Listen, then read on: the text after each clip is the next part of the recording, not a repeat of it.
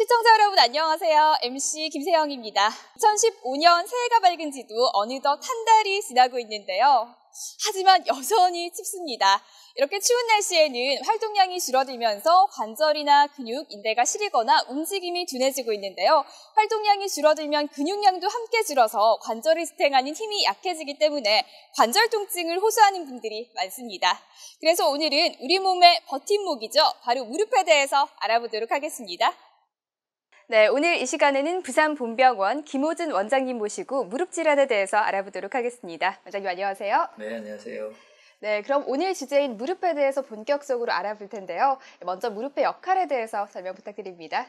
네, 무릎 관절은 우리 신체 관절 중에 가장 큰 관절이고 일상생활을 수행하는 데 필수적인 기관인데 이 무릎의 역할은 뼈와 뼈, 그러니까 대퇴골과 경골이 만나서 우리가 움직일 수 있도록 하는 역할을 하게 됩니다. 만약에 뼈끼리 부딪힌다면 체중을 견뎌내야 하기 때문에 무릎이 상한 사람이 하나도 없을 거예요. 그래서 무릎 관절이 잘 움직일 수 있도록 뼈 사이에는 무릎 연골이 있어서 관절 운동을 원활하게 하고 충격을 흡수하며 움직일 때마다 생기는 마찰을 최소화하는 역할을 수행하게 됩니다. 네, 최근 유명 스포츠 선수들이 부상을 당했다는 뉴스를 접해보면요. 무릎 관련 부상이 많더라고요. 관절 중에서도 특히 무릎 부위에 부상이 많은 이유가 있나요? 네, 무릎 관절은 다른 관절에 비해서 뼈의 구조가 약간 불안정하게 돼 있고 손상받기 쉬운 위치에 있어서 외부 충격으로부터 이 충격을 쉽게 받을 수 있습니다. 또한 가만히 서 있어도 무릎에는 체중의 약 두세 배에 달하는 체중이 전해지게 되는데요. 격한 스포츠 활동을 할 때는 무릎에 심한 경우 5배에서 10배에 달하는 하중을 받게 됩니다. 그래서 스포츠 활동 전에는 반드시 무릎 주변을 충분히 스트레칭하는 것이 필요하겠고 가능하면 무릎을 보호할 수 있는 장비를 착용하는 것이 좋습니다. 그리고 일상생활 중에서도 계단을 내려오실 때나 그러한 동작을 할 때는 특히 조심하는 게 좋겠습니다. 네, 체중이 무릎에 미치는 영향이 크다는 말씀이신데요. 그렇다면 만병의 근원인 비만의 경우에는 무릎에 상당히 위험 요소가 될 것 같습니다. 어떻습니까?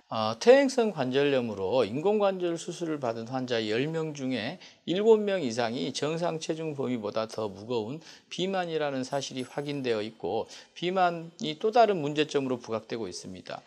비만은 고혈압이나 당뇨, 뇌졸중과 같은 심혈관계 질환의 위험성을 높일 뿐만 아니라 무릎 관절의 체중의 부하를 키움으로써 악영향을 미치는 이러한 만병의 근원이라고 할 수 있는데 꼭 비만이 아니더라도 체중이 정상보다 약 1kg 정도 줄면 무릎에 가해지는 힘은 실제로 거의 5kg 이상 줄어들다고 합니다. 따라서 체중을 줄이는 것은 관절염의 진행에 매우 좋은 영향을 주게 됩니다. 네, 체중이 무릎에 미치는 영향이 크다는 말씀이신데요.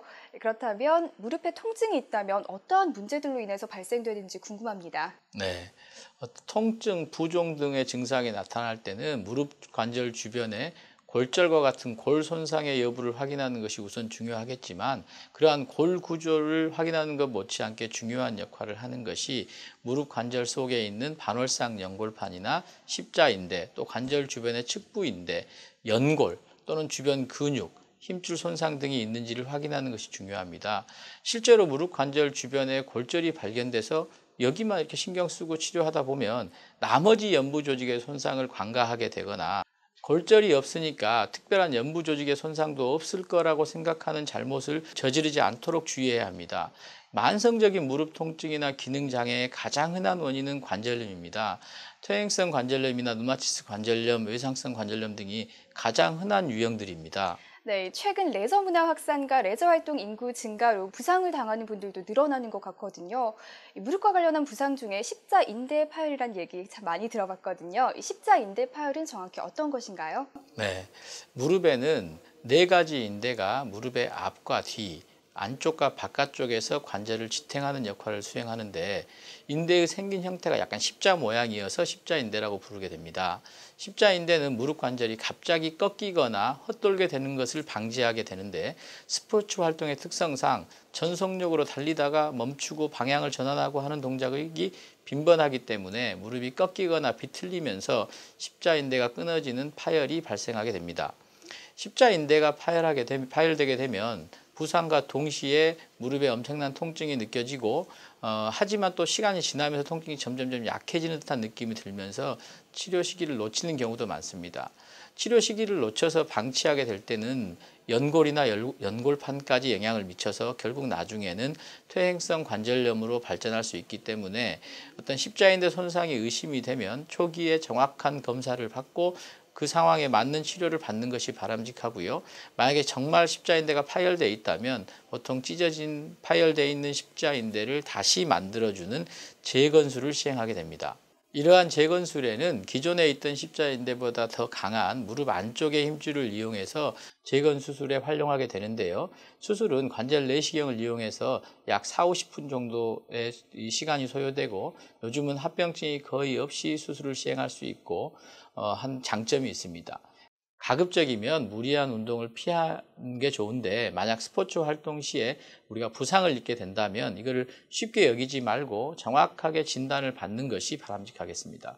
네, 알겠습니다. 그렇다면 이번에는 반월상 연골판 파열에 대해서 설명 부탁드립니다. 네, 반월상 연골판의 파열은 20대에서 40대 사이에 가장 흔하고 남자에서 약 2.5배에서 4배 정도 더 많이 발생한다고 합니다. 운동 중에 갑작스러운 회전력을 주거나 하는 것 등에 의한 충격으로 인해서 찢어지는 경우가 많은데 간혹은 퇴행성 파열은 이러한 외상의 병력이 없이도 나타나는 경우가 많습니다. 그래서 심하지 않은 경우에는 모르고 이렇게 지나치는 경우도 많지만 대부분 손상된 부위가 점점점 커지면서 그 부위 주변으로 붓고 통증도 커지게 됩니다. 심할 때는 증상이 계단을 오르내릴 때 시큰거리고 다리에 힘이 빠지는 증상을 느끼게 됩니다.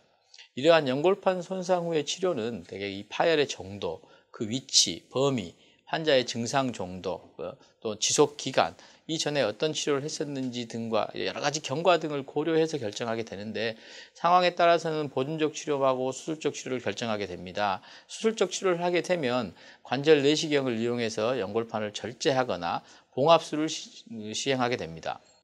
네, 그렇군요, 원장님. 그렇다면 전 국민 대부분이 앓고 있다는 관절염은 어떤 질환인가요? 네, 관절염은 관절을 보호하고 있는 연골의 손상이나 퇴행성 변화로 인해서 관절을 이루는 뼈와 인대 등의 손상이 일어나서 염증과 통증이 생기는 질환입니다. 가장 흔히 관절염이 발생하는 경우는 노화에 따른 퇴행성 관절염입니다. 노령 인구의 증가에 따라서 그 발병 확률도 증가하는 추세고 나이가 많아질수록 여성에게서 더 자주 많이 나타납니다. 경우에 따라서는 관절 연골에 손상을 줄 수 있는 외상이나 질병, 기형 등이 원인이 돼서 발생하는 경우도 있습니다. 류마티스 관절염이 그 대표적인 경우입니다. 최근 스포츠 활동이 많아지면서 무리한 스포츠 활동으로 인해서 젊은 층에서 관절염이 발생하는 빈도도 증가하는 추세에 있습니다. 네, 관절염의 치료를 위해서는 정확한 진단과 검사가 꼭 필요할 것 같거든요. 관절염의 진단과 검사는 어떻게 이루어지나요? 네, 무릎 관절염의 진단에서 가장 중요한 것은 환자의 임상 증상과 진찰 소견인데요. 환자분들은 병원을 보통 내원할 당시에 무릎 관절 내측에 국소적인 통증을 호소하게 됩니다. 이때 의사들이 진찰을 해보면 내측 부위에 압통, 눌러서 아파하는 소견이 보이고 부종, 약간 부어있는 소견들도 관찰할 수 있습니다. 이런 증상이 관찰될 때 엑스레이 사진을 찍어보면 퇴행성 관절염이 진행하고 있다는 것을 진단할 수 있고요. 조금 더 조기에 발견하기 위해서는 MRI 검사 등을 통해서 퇴행성 관절염을 조기 진단할 수는 있습니다. MRI 검사는 사진을 보시다시피 관절 내에 연골과 연골판 그리고 각종 인대의 모양이나 또는 이상 소견 등을 알 수 있는데요. 왼쪽에 있는 사진은 정상 MRI 사진이고 오른쪽에 있는 사진은 연골의 결손이 있는 MRI 사진입니다.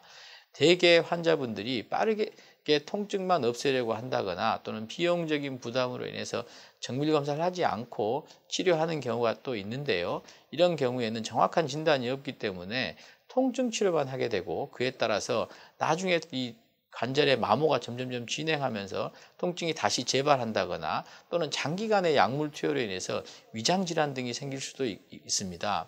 이렇게 수차례 관절 내 주사를 통해서 이 관절 내 감염 등이 발생할 수도 있고 이렇게 해서 사실은 처음에는 간단하게 치료하려고 하나 그것이 결국은 개인적으로나 경제적으로 큰 손실을 입게 되기 때문에 이러한 관절염의 진단과 치료에서는 초기 진단할 때 정확한 진단을 하는 것이 치료를 하는 환자분에게 도움이 됩니다. 네, 무릎 관절염 초기 증상 시에 자신의 연골을 이용해서 손상된 연골을 재생하는 연골 재생술이 있다고 들었는데요. 네. 연골 재생술은 어떤 시술인지 설명 부탁드립니다.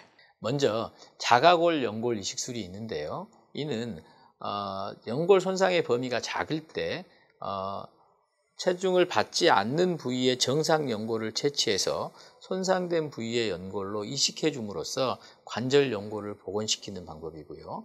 또 하나의 방법은 자가 연골 세포를 배양해서 이식하는 수술인데요. 이는 관절 내시경으로 자신의 무릎 속에서 정상적인 연골 세포를 채취해서 보통 4주에서 6주가량 이 연골 세포를 복제해서 배양한 후에 다시 손상된 부위에 이 배양된 연골 세포를 이식하는 방법입니다.